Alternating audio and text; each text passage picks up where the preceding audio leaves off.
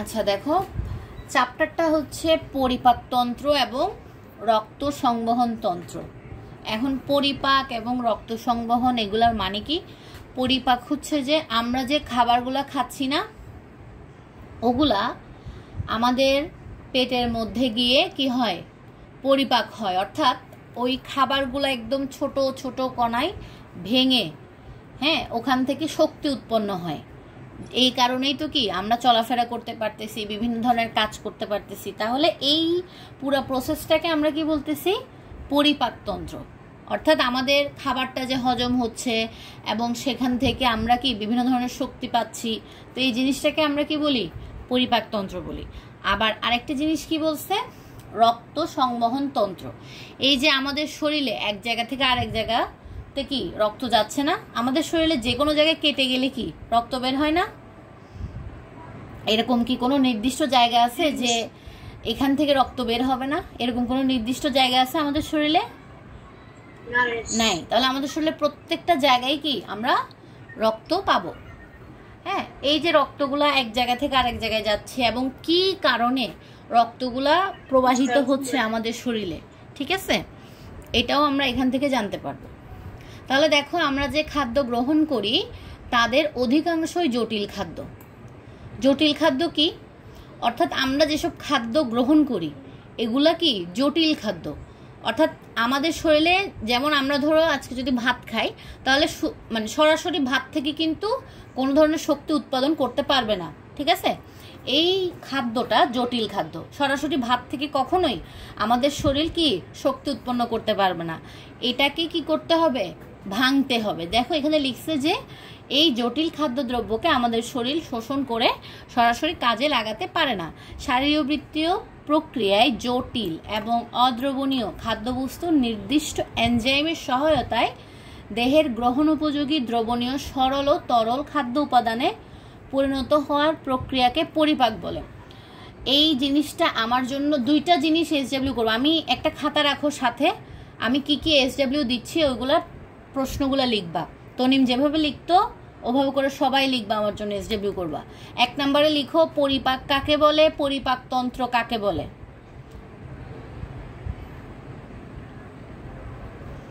এগুলো এসডব্লিউ করে আমাকে দেখাবা। 1 নম্বর প্রশ্ন, পরিপাক কাকে বলে?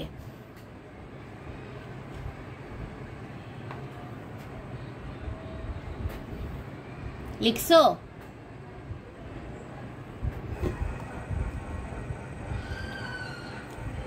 পরিপাক কাকে বলে? আচ্ছা দেখো, তাহলে তোমরা দুইটা প্রশ্ন লিখবে, একটা কি পরিপাক কাকে বলে আর একটা কি পরিপাকতন্ত্র কাকে বলে। কি বললাম বলো তো, একজন বলো তো কি কি প্রশ্ন দিলাম? পরিপাক কাকে বলে, পরিপাকতন্ত্র কাকে বলে। আরেকটা জিনিস মাথায় রাখবা, পরিপাকতন্ত্রকে আরো একটা নামে ডাকা হয়। নামটা কি? পৌষ্টিকতন্ত্র, ঠিক আছে? পরিপাকতন্ত্রের আরেকটা নাম কি? পৌষ্টিকতন্ত্র। এগুলা এমসিকিউর জন্য ইম্পর্টেন্ট এবং সৃজনশীলের ক নাম্বারেও ইম্পর্টেন্ট এবং সংক্ষিপ্ত প্রশ্নের জন্য ইম্পর্টেন্ট। পরিপাক কাকে বলে? এটা কত পৃষ্ঠা? 41 পেজ মনে হয়। আচ্ছা, তাহলে আমরা একটু বুঝি যে আসলে পরিপাক আমাদের শরীরে পরিপাকটা কিভাবে হয়। প্রথমে ধরো আমরা কি খাদ্য গ্রহণ করি না, যে খাদ্যটা আমরা খাই সেটা জটিল এবং অদ্রবণীয়। অদ্রবণীয় মানে অর্থাৎ কোনো কিছুর সাথে মিক্স হয় না। এটা জটিল খাদ্য। তো এখন আমাদের শরীরে কি লালা থাকে না? আমাদের জিহ্বায় কি থাকে? লালা থাকে না, ঠিক আছে? যেমন দেখো, তুমি গলা দিয়ে যখন খাবারটা গিলতে থাকো তখন কি একটা লালার মাধ্যমে কি বা একটা পিচ্ছিল জাতীয় একটা পদার্থের মাধ্যমে কি সেটা গলা দিয়ে নেমে যায় না? তো এই জাতীয় পদার্থকে আমরা কি বলে থাকি? এনজাইম, ঠিক আছে? তো খাবার পরিপাক হওয়ার জন্য কিছু নির্দিষ্ট এনজাইম থাকে। ওরা কি করে, এই খাদ্যটাকে সরল মানে একদম জটিল খাদ্যটাকে বা শক্ত একটা বস্তুকে একদম গুড়ি গুড়ি কণায় করে ফেলে। এই জন্য এটাকে বলা হচ্ছে সরল এবং তরল খাদ্য উপাদানে পরিণত করে দেয়। কে করে দেয়? এই যে নির্দিষ্ট এনজাইম থাকে এটাই মূলত করে। তো এই যে প্রক্রিয়াটা, কি প্রক্রিয়া? জটিল খাদ্য, অদ্রবণীয় খাদ্য নির্দিষ্ট এনজাইমের সাহায্যে, হ্যাঁ, দেহের গ্রহণ উপযোগী, অর্থাৎ আমাদের দেহ গ্রহণ করতে পারে এমন উপযোগী খাবার তৈরি করে দেয়। যে প্রক্রিয়ায় তৈরি করে দেয়, সরল তরল এই খাদ্য উপাদানে তৈরি করে দেয়, সেটাকে আমরা বলতেছি কি? পরিপাক। বুঝছো? কারণ আমাদের শরীর কখনোই জটিল খাদ্য গ্রহণ করতে পারে না। তো তাহলে আমাদেরকে কি করতে হবে? আমাদের যখন পেটের ভিতরে এই খাবারটা যাবে, তখন খাবারটা সরল খাদ্য এবং তরল খাদ্যে পরিণত হয়ে যাবে না? এই যে প্রক্রিয়াটাতে পরিণত হচ্ছে, যে প্রক্রিয়ায় পরিণত হচ্ছে, ওই প্রক্রিয়াটাকে আমরা কি বলতেছি? পরিপাক। বুঝা গেছে? পরিপাকটা ক্লিয়ার সবার? হ্যাঁ, এখন দেখো, যে তন্ত্র পরিপাকে অংশ নেয় তাকে পরিপাকতন্ত্র বা পৌষ্টিকতন্ত্র বলা হয়। তাহলে যে তন্ত্র অংশ নেয়, ঠিক আছে? আমরা আরেকটু ক্লিয়ার হব পরে যে তন্ত্রটা কি। যে তন্ত্র পরিপাকে অংশ নেয় তাকে কি বলে? পৌষ্টিকতন্ত্র বা পরিপাকতন্ত্র। এটা মুখস্থ করে ফেলবে একদম। তাহলে তোমরা দুইটা জিনিস মুখস্থ করে SW করবা, পরিপাক কাকে বলে এবং পরিপাকতন্ত্র কাকে বলে। একটু পর্যন্ত ক্লিয়ার হইছো? এরপর দেখো, হ্যাঁ, প্রাণীদেহের যাবতীয় জৈবনিক কাজের ক্ষুদ্রতম একক হলো কোষ। এই লাইনটা ভেরি ভেরি ইম্পর্টেন্ট MCQর জন্য। এরকম আসতে পারে, প্রাণীদেহের যাবতীয় জৈবনিক কাজের ক্ষুদ্রতম একক কি? এটা কেন বলা হয়েছে? দেখো, আমাদের শরীরে প্রত্যেকটা জিনিসে কি থাকে? কোষ থাকে না? একদম একটা মনে রাখবা, যখন মানুষের দেহে ভ্রূণ সৃষ্টি হয়, অর্থাৎ একটা বাচ্চা, হ্যাঁ, একটা বাচ্চা যখন মাতৃগর্ভে থাকে তখন তার কয়টা কোষ থাকে? শুধুমাত্র একটা কোষ নিয়ে সে কি থাকে। এরপর একটা থেকে ধরো দুইটা, দুইটা থেকে চারটা, চারটা থেকে আটটা, ঠিক আছে?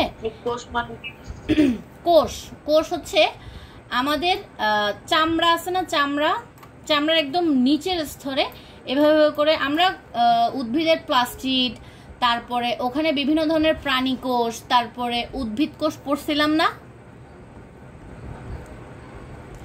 একটা মানুষের বা একটা জীবের দেহের একদম ক্ষুদ্রতম একক, যেমন আমরা পরমাণু পড়ি না? পরমাণুতে কি হয়? ইলেকট্রন, প্রোটন, নিউট্রন এগুলা মিলে একটা পরমাণু হয় না? অনেকগুলা পরমাণু মিলে কি হয়? একটা অণু হয় না? সেম ভাবে মানুষের দেহেও এরকম সেল থাকে, মানে কোষ থাকে। তো এই কোষটা মিলে একটা মানুষের শরীর কিন্তু তৈরি হয়। এক একটা কোষ এক একটা কাজ করে, ঠিক আছে? আমাদের শরীরে কোষগুলো একত্রে কি হয়ে যায়? টিস্যু হয়ে যায়। অনেকগুলা কোষকে একসাথে কি বলে? টিস্যু বলে। বুঝছো? অনেকগুলো কোষকে একত্রে টিস্যু বলা হয়। এই যে টিস্যু বলতেছি, হ্যাঁ, অনেকগুলো টিস্যু মিলে একত্রে কি গঠিত করে? এই যে তন্ত্র গঠিত করে। বুঝছো? এখন মূলত মানুষের শরীর কি দ্বারা গঠিত? কোষ দ্বারা। বুঝছো?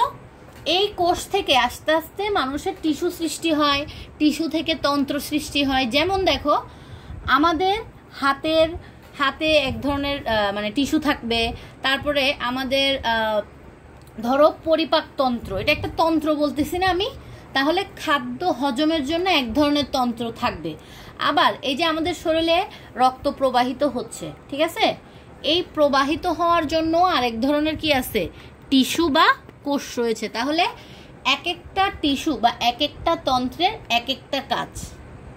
তোমাদেরকে টিচাররা স্কুলে বলো বা SW দেয় না যে এটা তোমার কাজ, বা ওরকম কোনো একটা গ্রুপ ওয়ার্ক দিলে কি বলে দেয় যে এটা তোমার কাজ, এটা তোমার কাজ, এরকম এরকম করে ভাগ করে দেয় না? তাহলে কোষের মধ্যেও এরকম কি আছে? ভাগ করা আছে যে এই কোষ এই কাজ করবে শরীরে, এই কোষ আরেকটা কাজ করবে শরীরে। যেমন আমাদের ত্বকের মধ্যে যে কোষগুলো আছে সেগুলো কি করে? আমাদের ত্বককে বিভিন্ন ধরনের বাইরের আঘাত থেকে বা বাইরের বিভিন্ন ধরনের জীবাণু থেকে কি করে? রক্ষা করে। ওইটা ত্বকের কোষ, ঠিক আছে? তারপরে আমাদের রক্তের মধ্যেও কিন্তু কোষ থাকে, ওইটা রক্তের কোষ। বুঝছো? তারপরে পরিপাক, ওখানেও এটা কি? পরিপাকতন্ত্র বলে এটাকে। তাহলে এক একটা কোষের এক একটা। কিন্তু মূলত মানুষের শরীর কি দ্বারা গঠিত? তাহলে পুরা শরীরটা কোষ দ্বারা না? তাহলে এজন্যই বলা হচ্ছে প্রাণীদেহের যাবতীয় জৈবনিক কাজের ক্ষুদ্রতম একক কোষ। মানে কি? এই যে আমরা মানুষের শরীর নিয়ে এত কথা বলতেছি, এই শরীরটা মূলত কার উপর ডিপেন্ডেন্ট? এই কোষের উপর, বুঝছো? এজন্য বলতেছে কি ক্ষুদ্রতম একক বলা হয় কাকে? কোষকে। আর জৈবনিক কাজ মানে কি? এই যে মানুষের শরীরে বিভিন্ন ধরনের কাজ হচ্ছে, পরিপাক হচ্ছে, রক্ত সংবহন হচ্ছে, রেচন হচ্ছে। রেচন মানে কি জানো? এই যে ধরো তোমরা ঘাম হলে, মানুষের শরীরে যে ঘাম হয়, ঘামটা কি লবণাক্ত না? এটা মূলত শরীর থেকে জীবাণুটা বের হয়ে যায়, এটাকে রেচন পদ্ধতি বলে। তোমরা আরেকটু বড় ক্লাসেও পাবা বা এখানেও পাবা। এই যে দেখো, রেচনও বলে, বিপাকও বলে। এই যে দেখছো, কিছু অপ্রয়োজনীয় এবং ক্ষতিকর বস্তু তৈরি হয়, ঠিক আছে? এগুলা কি শরীর থেকে বের হয়ে যায়, বুঝা গেছে? তো তাহলে সব কিছু কার উপর নির্ভরশীল? কোষের উপর নির্ভরশীল।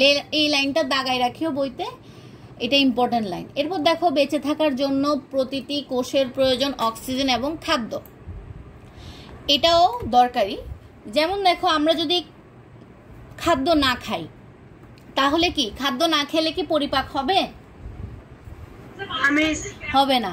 তাহলে পরিপাকই যদি না হয়, তাহলে সেক্ষেত্রে কি কোনো ধরনের শক্তি উৎপন্ন হবে না। তাহলে একটা কোষের বেঁচে থাকার জন্য কি প্রয়োজন? খাদ্য এবং অক্সিজেনের প্রয়োজন।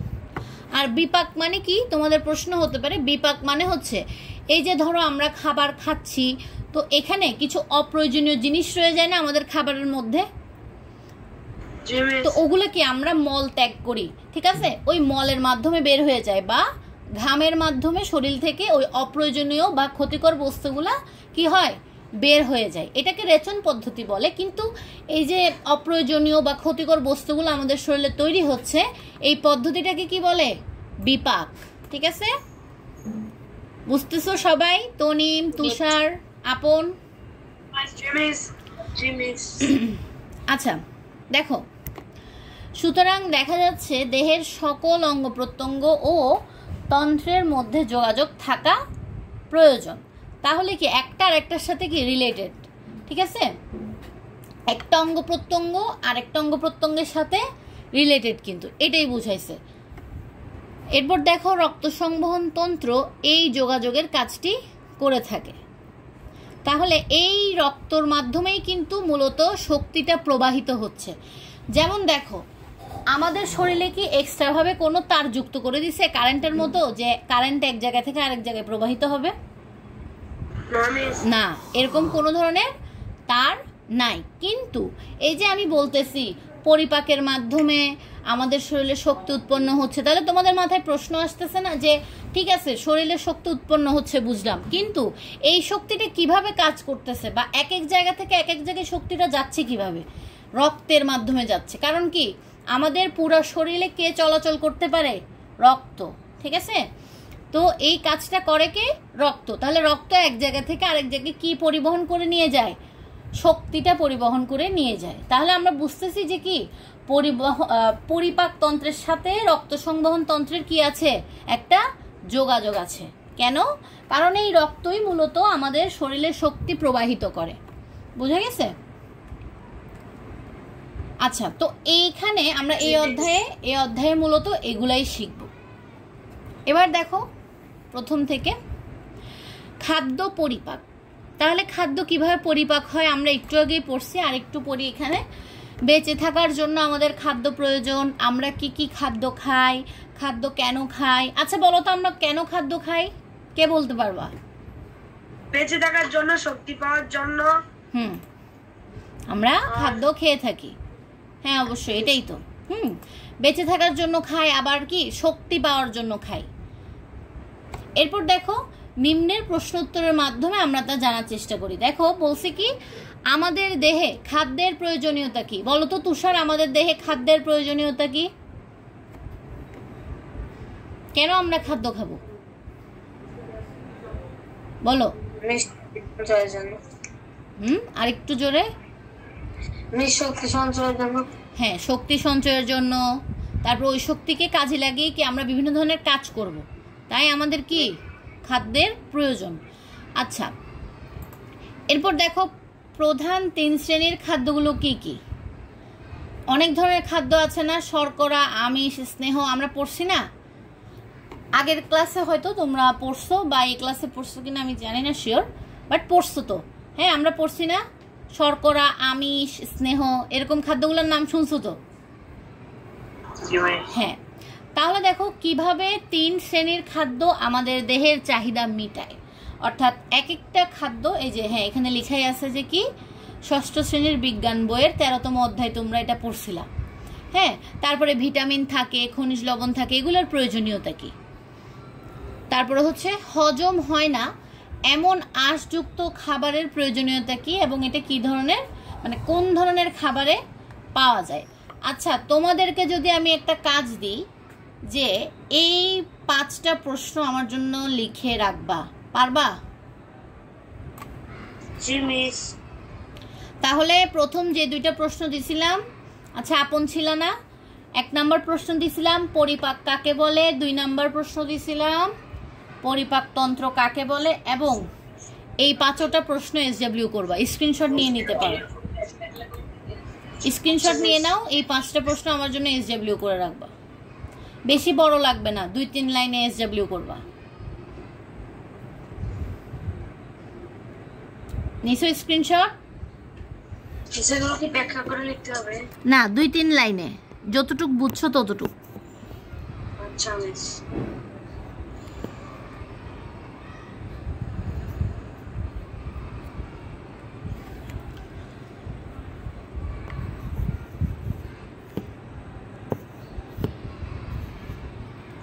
আচ্ছা, এবার দেখো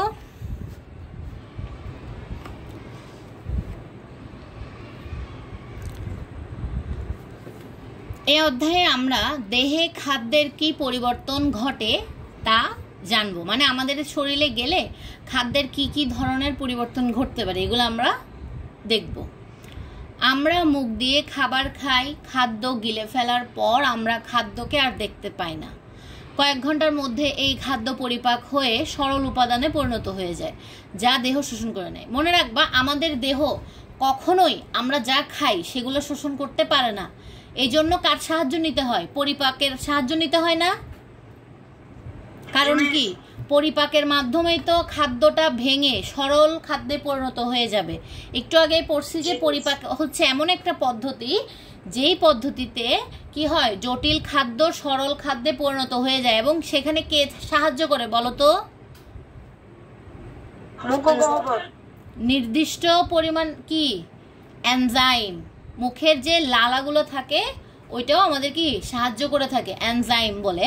ঠিক আছে, ওইটা লালার মতোই একটা পদার্থ আর কি। যেমন তুমি যদি ধরো তোমার মুখ যদি শুকনা হতো, তাহলে তুমি কি আর ইজিলি খেতে পারবা? ধরো একদম আমাদের ত্বক যেরকম একদম শুষ্ক থাকে না, তো ওরকম মুখের ভেতরে যদি ওরকম হতো তাহলে কি কখনো খাবার গিলতে পারতা? চামচ দিয়ে দিয়ে মুখের ভেতরে ঢুকাই দিতে হতো না খাবারটা। কিন্তু আমাদের মুখের মধ্যে জিহ্বার ওখানে লালা থাকার কারণেই মূলত কি খাবারটা আমাদের ভেতরে ইজিলি চলে যাচ্ছে। ঠিক আছে, যখন একটা জিনিস দেখবা, যখন আমরা বিস্কুট খাই, অনেক ধরো পানি খাচ্ছি না কিন্তু গণহারে বিস্কুট খেতে আসি, দেখবা একসময় লালাটা বিস্কুটটা শুষে নেয়। তখন কি মনে হয় না যে দমটা বন্ধ হয়ে আসতেছে ওরকম? তখন সাথে সাথে পানি খেতে হয়। বিস্কুট বলো, পাউরুটি বলো, যখন অনেকগুলো একসাথে খাবা বা মুড়ি এই টাইপের শুকনো জিনিস যখন খাবা, তখন দেখবা লালাটা কি শুকায় যায়। তখন তাড়াতাড়ি করে কি খেতে হয়? পানি খেতে হয়, না হলে ওটা কি গলাটা জাম খেয়ে যায় ওই শুকনো খাবারের জন্য। তো এই পরিপাকটা কি করে? সরল উপাদানে পরিণত করে দেয়। আর মনে রাখবা যে আরেকটা জিনিস, সরল উপাদানই কিন্তু বা সরল খাদ্যই আমাদের দেহ শোষণ করতে পারে, জটিল খাদ্য আমাদের দেহ শোষণ করতে পারে না। এরপর দেখো, হজম না হওয়া অপ্রয়োজনীয় বস্তুগুলো দেহ থেকে মল রূপে বের করে দেয়। যেমন দেখো, সব খাবার কি আর আমাদের হজম হয়? আমরা যেটাই খাই সেটাই কি আমাদের শরীরে শক্তি উৎপন্ন করে? না। তোমরা মল ত্যাগ করো না, তোমাদের শরীর থেকে ঘাম বের হয় না, তাহলে এই যে মল ত্যাগ করতেছো এগুলো কি? অর্থাৎ যেগুলা আমাদের শরীরে খাদ্যের মধ্যে অপ্রয়োজনীয় জিনিস, সেগুলা মলের মাধ্যমে বের হয়ে যায় বা ঘামের মাধ্যমে বের হয়ে যায়। বুঝছো? যেগুলো কি হজম হয় না, যেগুলো আমাদের কি দরকার নাই শক্তির জন্য, অপ্রয়োজনীয় জিনিস, ওগুলাই বের হয়ে যায়। কিন্তু যেগুলোর শক্তি প্রয়োজন, শুধুমাত্র আমাদের শরীর কি করে, শক্তিগুলো শোষণ করে, হ্যাঁ, বাকি পদার্থগুলো মল রূপে বের করে দেয়।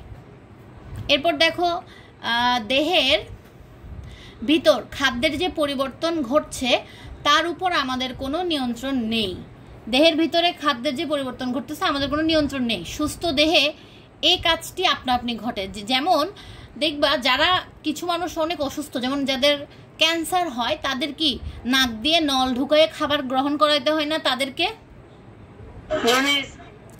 আমাদেরকে তো আল্লাহর রহমতে আমরা কি মুখ দিয়েই খেতে পারি, আমরা সুস্থ। এই জন্য এটা বলছে কি সুস্থ দেহে এই কাজটা আপনা আপনি ঘটে। কিন্তু যারা অসুস্থ তাদের কি এই কাজটা আপনা আপনি ঘটে না, তাদেরকে কোনো কিছুর মাধ্যমে গ্রহণ করাতে হয়। এরপর দেখো খাদ্যের অপ্রয়োজনীয় অংশ, হ্যাঁ, পায়ুপথ দিয়ে বের করে দেওয়া হয়। যারা দেখবো অনেক বেশি অসুস্থ ওদের কি পায়ুপথে নল লাগাই দেয়, ঠিক আছে? ওরা যারা বেশি অসুস্থ, তাহলে আমরা তো সুস্থ আল্লাহর রহমতে, এই জন্য কি আমাদের এসবের প্রয়োজন হয় না, আমাদের সব কিছুই নিজে নিজে ঘটে যায় প্রাকৃতিক নিয়মে। এরপর দেখো যে সকল অঙ্গ খাদ্যের এই পরিবর্তন ঘটাতে অংশ নেয় তাদেরকে একত্রে পৌষ্টিকতন্ত্র বা পরিপাকতন্ত্র বলা হয়। যে সকল অঙ্গ খাদ্যের বিভিন্ন ধরনের পরিবর্তন ঘটাতে, আচ্ছা এটা দরকার নাই, তুমি লিখতে পারো। একটু আগে আমরা দেখাইলাম না যে পরিপাকতন্ত্র কাকে বলে? এই যে এখানে দেখালাম যে তন্ত্র পরিপাকে অংশ নেয় বা যে অঙ্গগুলো পরিপাকে অংশ নেয় তাদেরকে আমরা কি বলবো? পরিপাকতন্ত্র বলবো, ঠিক আছে? আরেকটা জিনিস, পরিপাকতন্ত্রের নাম আরেকটা অপর নাম কি? পরিপাকতন্ত্রের পৌষ্টিকতন্ত্র। তোমাদেরকে হয় লিখতে বলতে পারে পৌষ্টিকতন্ত্র কাকে বলে বা পরিপাকতন্ত্র কাকে বলে, দুইটাই কিন্তু সেম। গাইড থেকে সংজ্ঞাটা লিখলে আরো ইজি হবে, এখানে অগোছালোভাবে দেয়, গাইডের সংজ্ঞাগুলো শিখবা। এরপর দেখো আমরা যে খাবার খাই তার পরিপাক আরম্ভ হয় মুখগহ্বরে। মুখগহ্বরের ভেতর খাদ্যের কি পরিবর্তন ঘটে তা আমরা নিম্নের পরীক্ষা দ্বারা দেখতে পারবো। এখানে একটা পরীক্ষা দিয়েছে, এটা পড়ে দেখবা। মানে এটা দ্বারা আসলে কি বোঝানো হচ্ছে, এই লাইনটা কিন্তু ইম্পর্টেন্ট এমসিকিউর জন্য। তোমাদের আসতে পারে যে পরিপাকতন্ত্র শুরু হয় কোন অঙ্গ দ্বারা? বলো তো কোন অঙ্গ দ্বারা? মুখগহ্বর। হ্যাঁ, মুখগহ্বর দ্বারা কেন শুরু হয়? কারণ আমরা খাই কি দিয়ে? মুখ দিয়ে। এজন্য আমাদের পরিপাক স্টার্ট হয় কোত্থেকে? মুখগহ্বর থেকে। বাকিটা বুঝতেছো? আলামিন, তনিম, তুষার, বুঝতেছো তোমরা? তনিম বুঝতেছো না? আচ্ছা এবার দেখো মুখগহ্বরের ভেতর আচ্ছা এটা তো বললামই, এখানে মানে কিভাবে খাচ্ছে মুখ দিয়ে, মুখের কোন অংশ নড়তেছে, এগুলো আর কি একটা পরীক্ষা। এই যে দেখো লালা ও এনজাইম, আমরা এখন এটা সম্পর্কে পড়বো। আমাকে একটু বলো তো খাদ্য যে পরিপাক, এই পরিপাকের প্রসেসটা, পদ্ধতিটা বুঝছো তোমরা? আচ্ছা এবার আমরা শিখবো লালা এবং এনজাইম এই দুইটা জিনিস আসলে কি। তুমি খুব মিষ্টি পছন্দ করো, তোমার সামনে এক থালা রসগোল্লা রাখা হলো, তোমার মুখের ভেতর কোনো পরিবর্তন লক্ষ্য করছো? এখন কি লক্ষ্য করতেছো? আমি যে বললাম, এই যে আমি বললাম তোমার সামনে রসগোল্লা রাখা হয়েছে, তাহলে তোমাদের মুখের ভিতর কি কোনো পরিবর্তন লক্ষ্য করতেছো? বা আমি যদি এখন, তোমরা কি তেঁতুল পছন্দ করো? আচ্ছা যারা তেঁতুল খাও তাদেরকে বলতেছি যে টক জিনিস বা কোনো খাবার জিনিস যখন তোমাদেরকে বলা হয় যে আজকে এটা রান্না করতেছি, বা মানে তোমাদের আম্মুরা যখন বলে যে আজকে তোমাদের একটা ফেভারিট খানা, বা বিরিয়ানি তো সবার পছন্দ, হ্যাঁ, তো এটা রান্না করতেছি বা ওটা রান্না করতেছি, তোমাদের পছন্দের খাবার, এটার নাম শুনলেই কি তোমাদের মুখে একটা তরল পদার্থ তোমরা অনুভব করতে পারো না? মানে মুখে পানি চলে আসে না? ভালো খাবারের নাম শুনলে বা প্রিয় খাবারের নাম শুনলে? হ্যাঁ, এই জিনিসটা কি? এই জিনিসটা মূলত কি লালা আর কি। এই তো দেখো আমরা পড়ি, তোমার ডান হাতটি ভালো করে সাবান দিয়ে ধুয়ে নাও, পরিষ্কার আঙ্গুল দিয়ে জিহ্বা থেকে কিছুটা তরল পদার্থ নাও। এই কাজটা করতে হবে না, জাস্ট পড়ার জন্য। এর বর্ণ কেমন? উপরের পরীক্ষা থেকে যা জানলাম তা নিম্নের বর্ণনার সাথে মিলিয়ে নেই। আমরা মুখ দিয়ে খাবার খাই, খাবার মুখে নিয়ে আমরা তা দাঁত দিয়ে চিবোতে থাকি। এই কাজগুলো আমরা করি না? জিহ্বা খাবারগুলোকে নেড়ে চেড়ে দেয়। আচ্ছা, একটু তোমরা এগুলো এমসিকিউর জন্য একটু ভালো করে পড়িও। আমরা মুখ দিয়ে খাবার খাই, এটা ইজি, দাঁত দিয়ে চিবোই, আর জিহ্বা দিয়ে কি করি? তাহলে এরকম আসতে পারে যে জিহ্বার কাজ কি? জিহ্বা দিয়ে আমরা কি করি? খাবারকে নেড়ে চেড়ে দিই। ঠিক আছে, এগুলো ভালো করে চিবানো যায়। আচ্ছা বলো তো, যদি আমাদের শুধু দাঁত থাকতো আর মুখ থাকতো তাহলে কি আমরা খাবার খেতে পারতাম? যদি আমাদের ধরো কোনো জিহ্বা না থাকতো? পারতাম না। কারণ কি, আমরা যদি জিহ্বা দিয়ে খাবারগুলোকে দাঁতের নিচে না দিতাম তাহলে কি আমরা খাবার চিবাইতে পারতাম না। আবার জিহ্বা থাকে বলেই কিন্তু আমরা বুঝতে পারি কোন খাবারটা মিষ্টি, কোন খাবারটা ঝাল, কোন খাবারটা টক, কোন খাবারটা তিতা। এটা আমরা কার মাধ্যমে বুঝতে পারি? মূলত এই জিহ্বার মাধ্যমেই। হ্যাঁ, এবার দেখো মুখের মধ্যে ওই খাবারগুলো লালার সাথে মিশ্রিত হয়। যে খাবারগুলো আমরা খাই ওই খাবারগুলোর সাথে কে মিক্স হয়? লালা, মুখের লালাটা। লালা এক প্রকার বর্ণহীন তরল পদার্থ, তাহলে লালার কোনো কালার নেই। ঠিক আছে, লালা কি ট্রান্সপারেন্ট, মানে পানি কালার হয় আর কি, ওয়াটার কালার যেটাকে বলে ট্রান্সপারেন্ট কালার। এই জন্য বলছে লালা এক প্রকার বর্ণহীন তরল পদার্থ। মুখের পেছনে অবস্থিত লালা গ্রন্থি থেকে লালা নিঃসৃত হয়। এইটা লাইনটা বইতে দাগায় ফেলো। তাহলে লালা কোত্থেকে নিঃসৃত হয়? লালা গ্রন্থি থেকে। খাদ্য পরিপাকে লালা বিশেষ ভূমিকা রাখে। লালা খাদ্যবস্তুকে পিচ্ছিল করে এবং গিলতে সাহায্য করে। এরকম আসতে পারে যে খাদ্যে লালার প্রয়োজনীয়তা ব্যাখ্যা করো, পারবা বলতে? হ্যাঁ, কি বলবা? লালা খাদ্যবস্তুকে কি করে? লালা খাদ্যবস্তুকে পিচ্ছিল করে, হ্যাঁ, যা আমাদের গিলতে সাহায্য। হ্যাঁ, এবং হ্যাঁ, এটা আমাদের খাদ্যকে কি পিচ্ছিল, ওই খাদ্যের সাথে মিক্স হয়ে খাদ্যকে পিচ্ছিল করে আমাদেরকে ভিতরের দিকে গিলতে সাহায্য করে থাকে। হ্যাঁ, তাহলে দেখো লালায় এক ধরনের অনুঘটক বা এনজাইম থাকে। এই যে আমি লালা বলতেছি, তো এই লালাটার মধ্যেই মূলত কে থাকে? এনজাইম থাকে, বুঝছো? এনজাইম কিন্তু ইংলিশ নাম, এনজাইমের বাংলা নাম কি? অনুঘটক। তোমার অনুঘটক, এটা মাথায় রাখবা, এটা কিন্তু ভুলে যাবা কারণ এটা বাংলা নাম। তাহলে এনজাইম মূলত কোথায় থাকে? লালাতে থাকে, যেটার বাংলা নাম হচ্ছে অনুঘটক। তোমরা হয়তো ভাবছো এনজাইম কি? এনজাইম হলো এমন একটি বস্তু যা খাদ্যবস্তুর সাথে মিশে রাসায়নিক ক্রিয়ায় সাহায্য করে, কিন্তু ক্রিয়া বিক্রিয়া শেষে নিজে অপরিবর্তিত থাকে। হ্যাঁ, তাহলে এই প্রশ্নটাও লিখো, এনজাইম কাকে বলে বা এনজাইম কি? এই প্রশ্নটাও খাতায় লিখো।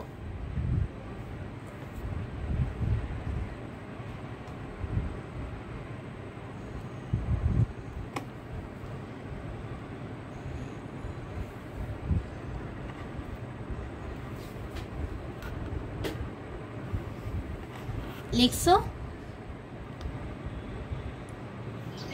তাহলে এটা কি? এনজাইমটা কি?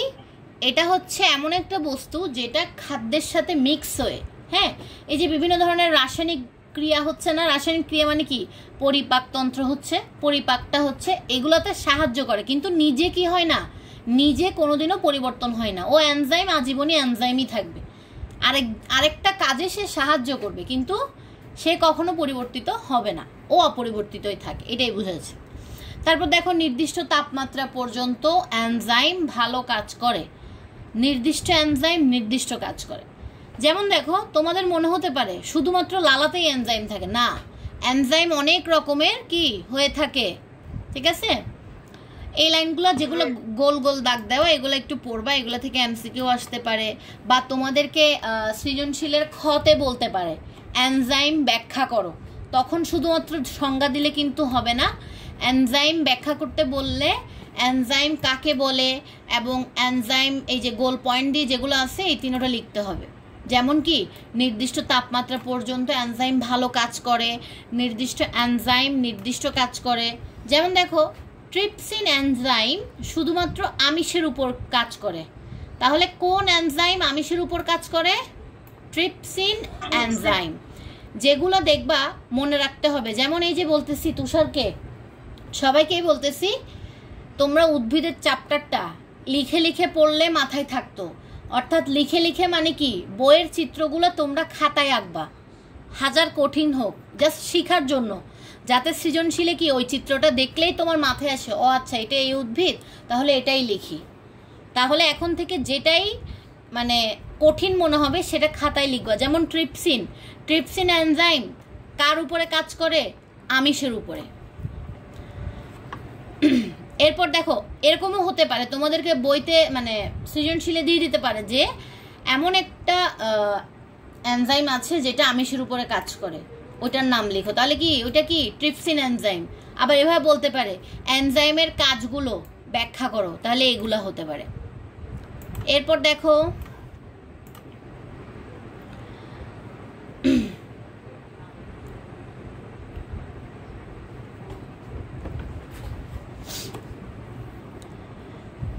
লালার এনজাইম শ্বেতসারকে পরিবর্তন করে শর্করায় মল্টোজ পরিণত করে, মানে শর্করায় পরিণত করে। আচ্ছা টাইম কি শেষ লিংকের? 5 মিনিট। আচ্ছা তাহলে 5 মিনিট পড়াই, এরপর আরেকটা লিংক দিব। দেখো লালার এনজাইম শ্বেতসারকে পরিবর্তন করে শর্করায় পরিণত করে, তাহলে লালার মধ্যে যেই এনজাইমটা থাকে সেটা কি করে? শ্বেতসার, এটা একটা উপাদান, ওইটাকে পরিবর্তন করে কার জায়গায় নিয়ে যায়? শর্করায় পরিণত করে ফেলে। এই লাইনটাও বইতে দাগাও। লালার মধ্যে যে এনজাইমটা থাকে সেটা কি করে? শ্বেতসারকে পরিবর্তন করে শর্করায় নিয়ে যায়। শর্করার আরেকটা নাম কি? মল্টোজ। এটা মাথায় রাখবা, বুঝছো? শর্করার আরেকটা নাম মল্টোজ। হ্যাঁ।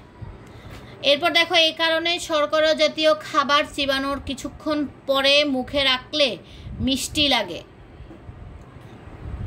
বুঝছো? এটাও ইম্পর্টেন্ট, এমসিকিউর জন্য আসতে পারে যে শর্করা জাতীয় খাবার চিবানোর পরে মুখে রাখলে কেমন লাগে? টক, মিষ্টি, ঝাল, তিতা, কি হবে? মিষ্টি। এটা তোমরা বাসায় ট্রাই করে দেখতে পারো, চিবানোর পরে অনেকক্ষণ মুখে রেখে দিবা, দেখবা যে মিষ্টি লাগবে। এরপর দেখো জিহ্বা আমাদের খাদ্যবস্তুকে গিলতে সাহায্য করে, এটা একটু আগে পড়লাম। মুখের শেষ প্রান্ত থেকে দুটি নল আমাদের দেহের ভেতরের দিকে নেমে গেছে। এদের একটি হচ্ছে অন্ননালী, আরেকটি কি? শ্বাসনালী। আচ্ছা এখানে চিত্র থাকবে অবশ্যই। এই যে দেখো, এই যে এটা আমাদের, এখান দিয়ে আমরা খাবার খাই না, এটা আমাদের জিহ্বা, এদিক দিয়ে আমরা কি করি? খাবার খাই। হ্যাঁ, তো এভাবে করে একটা নল নিচের দিকে নেমে গেছে, এভাবে করে আরো একটা নল নেমে গেছে, মানে কি এদিক দিয়ে খাদ্য যাবে আর এদিক দিয়ে কি? এটা নাকের সাথে কানেক্টেড, বুঝছো? এটা কি? শ্বাসনালী। এটা কার সাথে কানেক্টেড থাকে? এদিক দিয়ে যেটা থাকে নাকের সাথে, কারণ এটাকে বলে শ্বাসনালী। তাহলে আমরা শ্বাস গ্রহণ করি এবং নিঃশ্বাস নিই কি দ্বারা? নাক দিয়ে না, মুখ দিয়েও তো নিই, বুঝছো? এই জন্য এটা এদিক দিয়ে কানেক্টেড থাকে, দুইটা নল থাকে। এইগুলা পড়বা। কি কি নল থাকে? একটা থাকে অন্ননালী, আর একটা কি? শ্বাসনালী। এবং এটা কোথায় থাকে? মুখের শেষ প্রান্ত থেকে দুটি নল আমাদের দেহের ভেতরের দিকে নেমে গেছে। এরপর দেখো শ্বাসনালীর পেছনে নলের মতো অংশটিকেই বলা হয় কি? অন্ননালী। এই নালী দিয়ে খাদ্য এবং পানীয় পাকস্থলীতে পৌঁছায়। তাহলে বলো তো, এরকম প্রশ্ন আসলে যে অন্ননালী দিয়ে খাদ্য এবং পানীয় কোথায় গিয়ে পৌঁছায়? পাকস্থলীতে গিয়ে। এই যে দেখো, এই যে পাকস্থলী, এটাকে বলে কি? পাকস্থলী। তাহলে এই দিক দিয়ে তুমি খাবার খাবা, অন্ননালীর মাধ্যমে এটা কোথায় চলে আসবে? পাকস্থলীতে। তাহলে এগুলো মোস্ট ইম্পর্টেন্ট এমসিকিউর জন্য। তাহলে আমাদের মুখের শেষ প্রান্ত থেকে দুইটা নল নেমে গেছে, একটা কি শ্বাসনালী এবং আর একটা অন্ননালী। শ্বাসনালীর পেছনেই কি অবস্থিত? অন্ননালী। তাহলে অন্ননালী দিয়ে যেই খাবারটা আমরা গ্রহণ করি সেটা লাস্টে গিয়ে কোথায় পৌঁছাবে? পাকস্থলীতে পৌঁছাবে। আচ্ছা, পরিপাকতন্ত্রটার জন্য আমি আরেকটা লিঙ্ক দিচ্ছি, কেমন? আচ্ছা, তোমরা লিভ নিয়ে নাও, আমি আরেকটা লিঙ্ক দিচ্ছি।